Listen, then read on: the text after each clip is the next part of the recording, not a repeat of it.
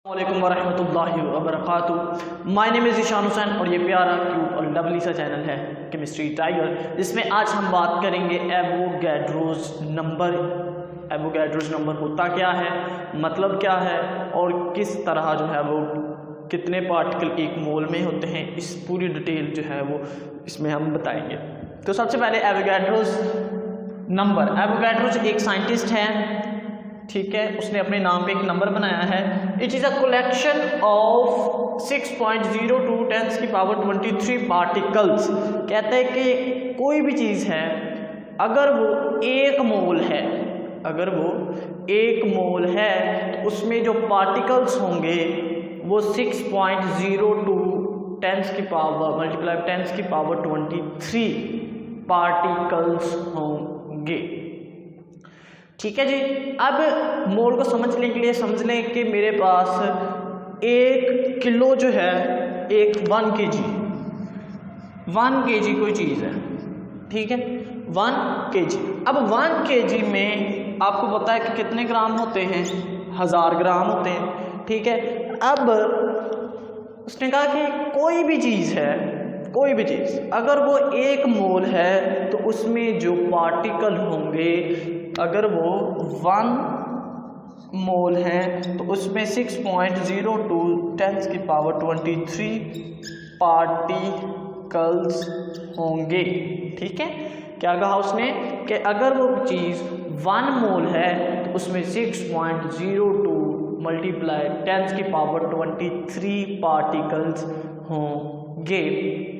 अब हम बात करते हैं कि भाई पार्टिकल में कौन कौन सी चीज़ें आती हैं। ठीक है, सबसे पहले पार्टिकल में एटम्स आते हैं, ठीक है, उसके बाद मॉलिक्यूल, ठीक है, उसके बाद फार्मूला यूनिट्स, फार्मूला यूनिट्स। अब हम एक एक को एक्सप्लेन करते हैं। सबसे पहले है जी ग्राम एटॉमिक मास। के आपके पास कोई एलिमेंट है, आपके पास कोई एलिमेंट है, उसके मास को आप ग्राम्स में जाहिर कर दें, ग्राम्स में एक्सप्रेस कर दें, तो हम कहेंगे कि ये क्या है, उसका ग्राम एटॉमिक मास, जिसको हम मोल भी कहते हैं। ठीक है, जिसको हम मोल भी कहते हैं। तो लिखते हैं जी, the mass of an element expressed in term of grams is called gram atomic mass। क्या कहते हैं, ग्राम एटॉमिक मास। ठीक है, it is also called मोल। इसको मोल भी कहते हैं, मोल भी कहते हैं। अब बात करते हैं एग्जाम्पल की। फर्ज करें जी, मेरे पास जो है वो है हाइड्रोजन। एलिमेंट क्या है मेरे पास, हाइड्रोजन। चलिए नाम भी साथ लिख देते हैं, हाइड्रोजन है। ठीक है, अब इसका जो मास है वो 1.008 ग्राम है। ठीक है, वो क्या है, 1.008 ग्राम। ठीक है, तो इसको हमने ग्राम में जाहिर कर दिया है, तो हम कहेंगे कि ये इसका मास जो है वो क्या है, ग्राम एटॉमिक मास, क्योंकि हमने किसका, एलिमेंट के एटम जो है मास, एलिमेंट के मास को ग्राम्स में जाहिर किया है, तो हम उसे कहते हैं कि ये क्या है, gram atomic mass, gram atomic mass. चलें जी, कोई और एग्जांपल करते हैं। जैसे मेरे पास यहाँ पे कार्बन हो, यहाँ पे कार्बन, तो उसका 12 ग्राम होता है। ठीक है, हाइड्रोजन, कार्बन, अगर आपके पास ऑक्सीजन है तो वो होता है 16 ग्राम। ठीक है। अगर आपके पास सोडियम है तो वो होता है 23 ग्राम। ये मैंने कुछ एलिमेंट्स आपके सामने लिखे हैं जिनको हमने ग्राम में एक्सप्रेस किया है, जाहिर किया है, लिखा है, तो उनको क्या कहते हैं, उनके मासेस को हम कहते हैं ग्राम एटॉमिक मास। कर दें रेस, ओके। नेक्स्ट है, अगर मेरे पास मॉलिक्यूल हो तो हम किस तरह जो है उसको बता सकते हैं। नेक्स्ट है ग्राम मॉलिक्यूलर मास। अगर आपके पास कोई मॉलिक्यूल है, किसी चीज़ का मॉलिक्यूल है, उसके मास को आपने ग्राम्स में एक्सप्रेस कर दिया है, जाहिर कर दिया है, तो हम उसे कहेंगे कि ये उसका मास किस में है, ग्राम एटॉमिक मास एलिमेंट का। और क्योंकि ये मॉलिक्यूल है तो हम कहेंगे ग्राम मॉलिक्यूलर मास, ग्राम मॉलिक्यूलर मास। तो लिखते हैं जी, the mass of molecule expressed in term of grams is called molecular gram molecular mass. यहाँ पे ग्राम भी आना है साथ, ग्राम मॉलिक्यूलर मास, ग्राम मॉलिक्यूलर मास जो है इसका होगा, ठीक है। अगर इस वक्त आपके पास, पहले थे हमारे पास कोई एलिमेंट, अब आपके पास होंगे कुछ मॉलिक्यूल्स, ठीक है। जैसे जी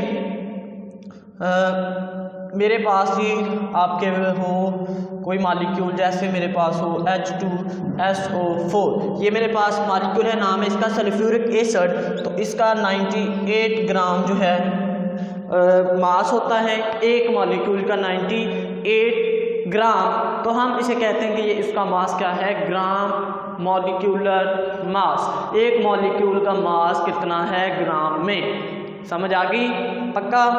नेक्स्ट बात करते हैं, जैसे मेरे पास CO2 है तो इसका मास कितना होगा।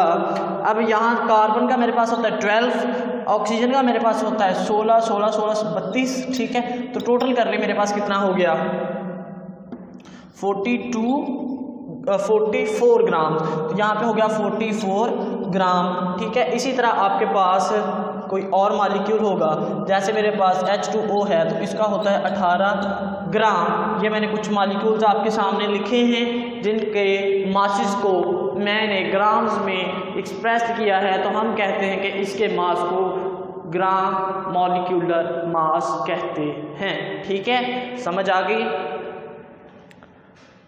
नेक्स्ट जी, अगर आपके पास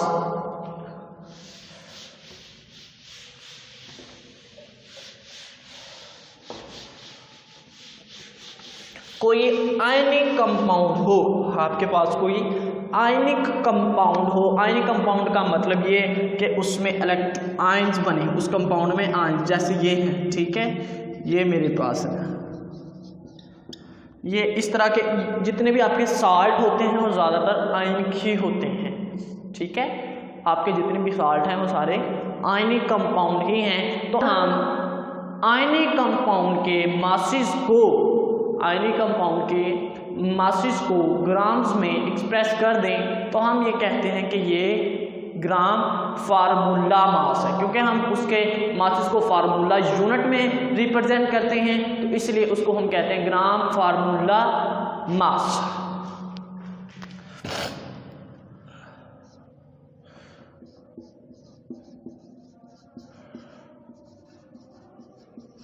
ग्राम formula mass, the mass of ionic compound expressed in term of grams is called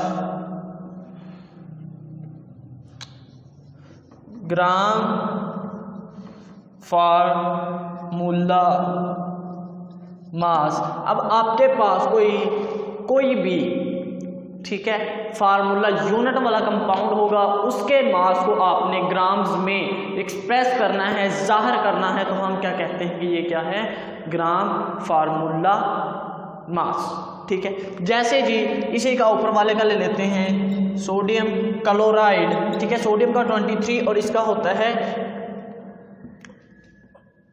35.5। ठीक है, तो टोटल आपके पास ये चीज़ बन जाती है। टोटल आपके पास क्या बन जाती है, 58.5। क्लियर जी।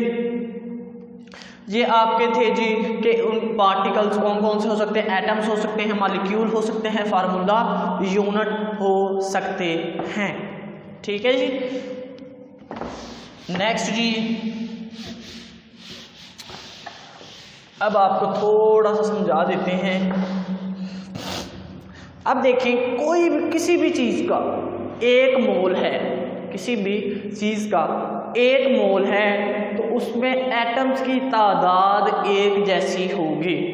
आपको मिसाल देते हैं, आपने 1 किलो लोहा लिया, ठीक है, फर्ज करें आयरन, ठीक है, 1 किलो। अब वो तादाद में आपने देखा होगा कि वो उसकी जो है वो पकड़ने में या उसकी जो है वो बिल्कुल थोड़ी सी जगह घेरती है। ठीक है, अगर 1 किलो आपने रुई ली हो, ठीक है, रुई, ठीक है, तो कॉटन मतलब कॉटन ली है, तो वो जो है उसका जो है साइज ज़्यादा होगा।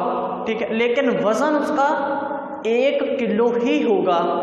इसका कहने का मतलब ये है एवोगैड्रोस का कि आप किसी भी एलिमेंट, किसी भी कंपाउंड, ठीक है, किसी भी फार्मूला यूनिट को पकड़ लें, ठीक है, उस एलिमेंट को पकड़ लें, तो उसमें 1 मोल ले लें, तो उसमें जो तादाद होगी वो होगी 6.02 10 की पावर 23 पार्टिकल्स। अगर वो एटम है तो एटम, अगर दूसरा है तो वो जी अपने हिसाब से।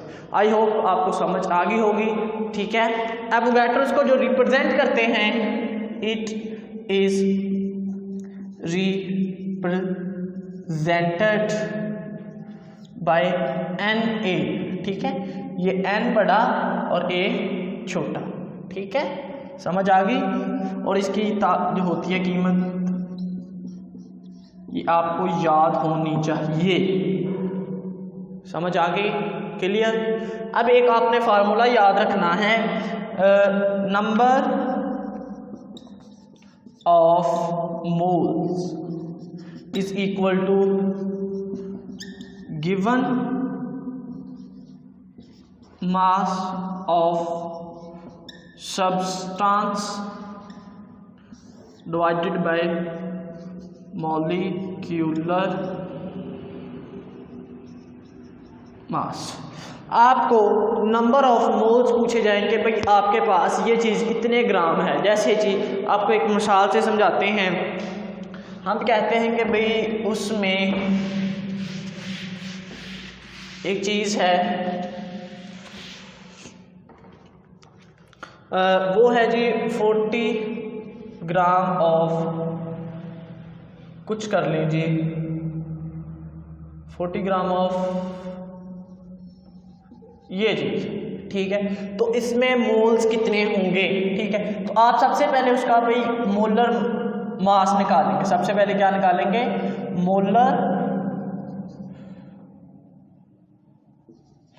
मोलर मास निकालेंगे। वो कैसे होगा, कैल्शियम होता है 40, ठीक है, ये 12 होता है, और ये होता है जी 16 मल्टीप्लाई बाय 3। ठीक है, इसको इन सबको जमा करने के बाद जो आपके पास आ जाएगा वो आ जाएगा 100। ठीक है, आपके पास 100 आ जाएगा, और आपके पास गिवन मास कितना है जी 40। ठीक है, तो आप लिखेंगे 40/100 equal number of moles.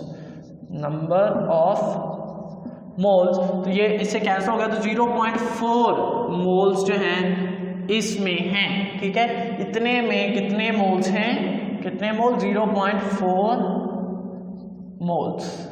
0.4 moles. इसी तरीके से आप डिफरेंट नंबर ऑफ मोल्स निकाल सकते हैं। ठीक है, इसमें से दो चीज़ें आपको बता देंगे और तीसरी आपने खुद मालूम करनी होगी। जैसे ये मोलर मास आपको खुद मतलब कि सब्सटेंस का नाम लिख देंगे और मोल्स बता देंगे। अब आपको मोलर मास भी पता होना चाहिए और सब्सटेंस आपका जो है गिवन मास भी आपको खुद मालूम करना होगा। मोलर मास जो है ये आपको खुद याद होना चाहिए, ये एग्जामिनर नहीं बताता। ठीक है, आई होप कि आपको समझ आ गई। वीडियो अच्छी लगी तो लाइक करें, इस चैनल को सब्सक्राइब नहीं किया तो कर लें। खुदा हाफिज़, मिलते हैं अगली वीडियो में।